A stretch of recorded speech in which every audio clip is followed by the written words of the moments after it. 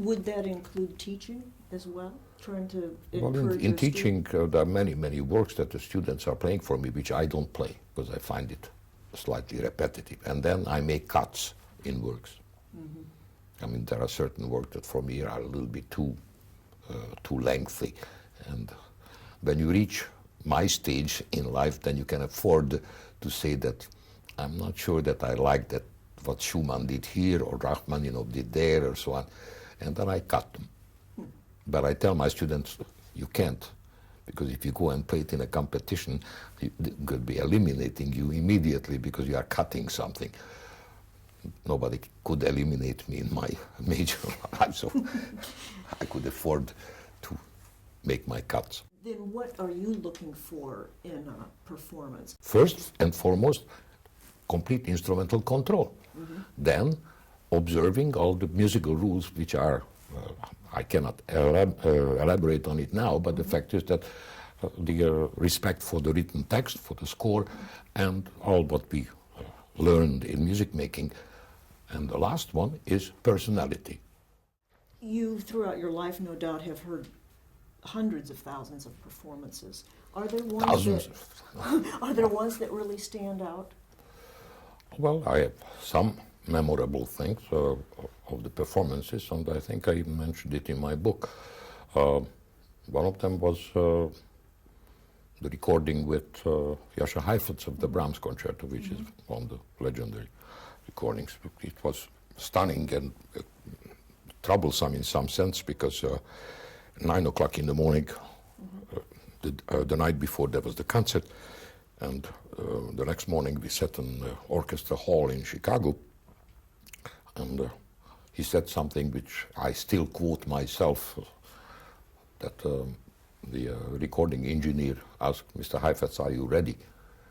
To which he said, sitting on his chair, "I am not ready, but I am not getting any readier." I used it all my life ever since. And backstage they say, "Are you ready, Mr. Stark?" I said, "I'm not getting any readier."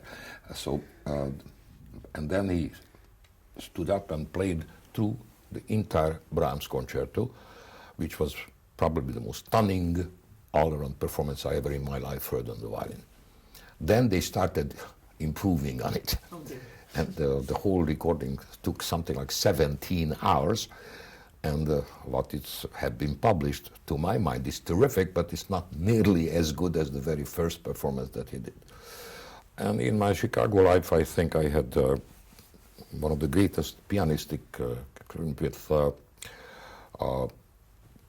Backhaus, the great German pianist who played Brahms again, Brahms D minor concerto, 4 times in 1 week, and every night it was even better and better. It was almost unbelievable how he played. And I know that you have come here and shared your great experience with students. Tell us what this means to you.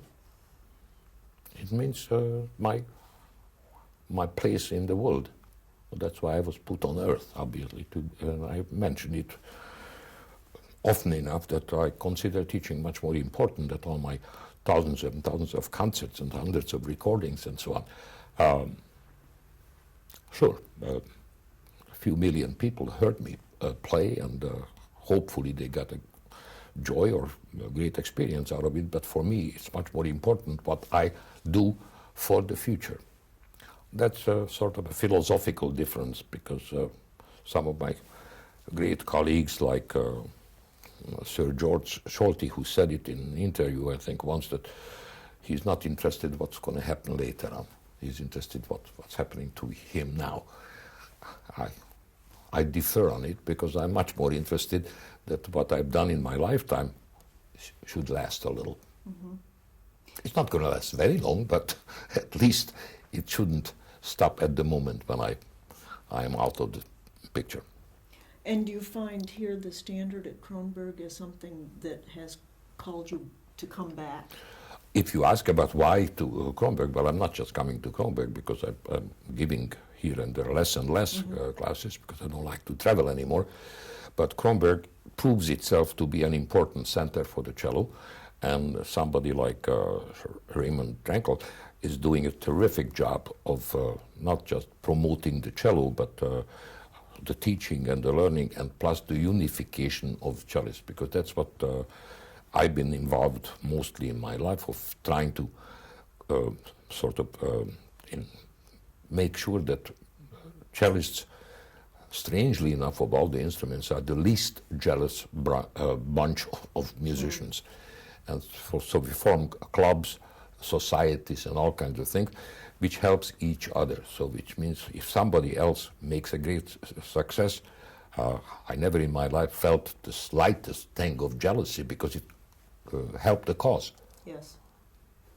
And this is what's happening here, that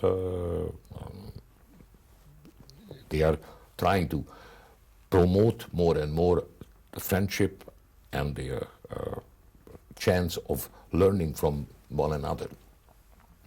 And I'm just one of those. I'm not the only one who comes here, but I'm by now pretty much the oldest one, I should say.